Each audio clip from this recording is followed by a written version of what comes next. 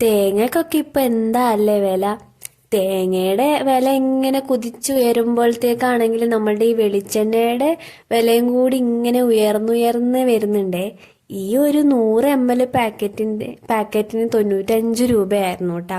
സംഭവം ഞാൻ വില നോക്കാണ്ടാണ് പോയി വാങ്ങിച്ചത്. എന്നിട്ട് ബില്ല് തരുമ്പോഴാണ് ഞാൻ ഞെട്ടിപ്പോയത് കേട്ടാ. പിന്നെ നമുക്ക് തിരിച്ചു വെക്കാനും പറ്റൂല, അത് വാങ്ങാനും പറ്റൂല, അങ്ങനത്തെ ഒരു അവസ്ഥയായിരുന്നേ.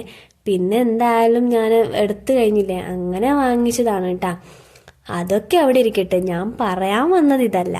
ഇപ്പൊ തേങ്ങയുടെ വില കൂടി, ഓക്കെ, വെളിച്ചെണ്ണയുടെ വിലയും കൂടി. അപ്പൊ തേങ്ങയുടെ വില കുറയുമ്പോൾ ഈ വെളിച്ചെണ്ണയുടെ വില കുറയുമോ? അതില്ല. എന്താ അല്ലേ?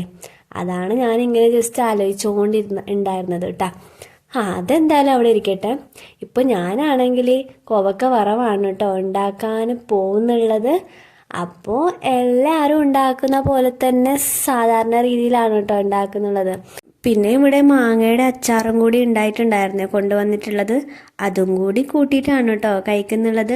എനിക്കാണെങ്കിൽ പിന്നെ വലിയ ആഡംബരങ്ങളൊന്നും വേണമെന്നില്ല, ഉള്ളത് വെച്ച് നമ്മളങ്ങ് അഡ്ജസ്റ്റ് ചെയ്ത് കഴിക്കും, അത്ര തന്നെ കേട്ടാ. അങ്ങനെ ഞാൻ എല്ലാം കൂടി വിളമ്പിയിട്ട് കഴിക്കാൻ വേണ്ടി റെഡി ആയിട്ടിരിക്കുന്നുണ്ട് കേട്ടാ. അപ്പോൾ നമ്മൾ 2 മീനാണ് കേട്ടോ ഞാൻ എടുത്തിട്ടുണ്ടായിരുന്നത്. അങ്ങനെ ഞാൻ ഫുഡൊക്കെ എല്ലാം ഇങ്ങനെ കുറച്ച് കുറച്ചായിട്ട് എടുത്തിട്ട് കുഴച്ച് നന്നായിട്ട് കഴിച്ചിട്ടുണ്ടായിരുന്നേ. അടിപൊളി ടേസ്റ്റ് ആയിരുന്നു കേട്ടോ. ഫുഡൊക്കെ കഴിച്ച് കഴിയുമ്പോൾ മനസ്സിനും വയറിനും നല്ലൊരു സമാധാനം. അപ്പോൾ ഇന്നത്തെ ഡിന്നർ ഇത്രയേ ഉള്ളൂ കേട്ടോ. അപ്പോൾ നാളെ വേറൊരു ഡിന്നറായിട്ട് ഞാൻ വരാം കേട്ടോ. ഡിന്നറല്ല, വേറൊരു ഡിന്നർ വീഡിയോ ആയിട്ട് വരാം കേട്ടോ.